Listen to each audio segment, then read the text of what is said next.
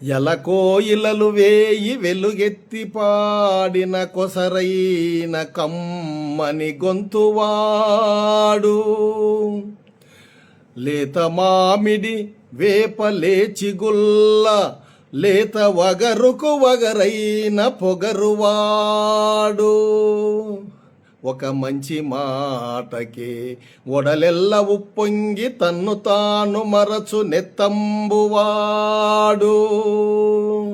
సయ్యన లేచన చైత్రమాసపు టెండ మమతలు కురిసెన మల్లెదండ.